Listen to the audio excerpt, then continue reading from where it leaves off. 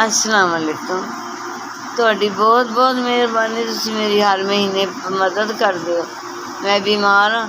ਅੱਲਾ ਮੀਆਂ ਤੁਹਾਨੂੰ ਸਲਾਮਤ ਰੱਖੇ, ਦਿਨ ਦੁਗਣਾ ਰਾਤ ਚੌਗਣੀ ਤਰੱਕੀ ਦੇ।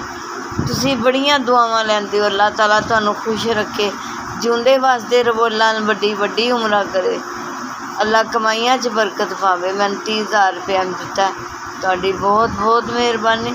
ਖੁਸ਼ ਰਹੋ, ਜਿਉਂਦੇ ਵਸਦੇ ਰਹੋ। ਮੈਂ ਬੇਵਾ ਔਰਤ ਹਾਂ, ਫਾਲਿਜ ਦੀ ਮਰੀਜ਼ ਹਾਂ। ਇੱਕ ਮੇਰੀ ਬੇਟੀ ਹੈ, ਮਾਜ਼ੂਰ ਹੈ। ਤੁਸੀਂ ਮੇਰੀ ਮਦਦ ਕਰਦੇ ਹੋ।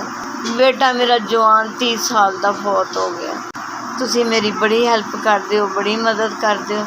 ਅੱਲਾ ਤਾਲਾ ਤੁਹਾਨੂੰ ਖੁਸ਼ ਰੱਖੇ, ਸਲਾਮਤ ਰੱਖੇ, ਜਿਉਂਦੇ ਵਸਦੇ ਰਹੋ। ਜਜ਼ਾਕ ਅੱਲਾ, ਬੜੀ ਮਿਹਰਬਾਨੀ।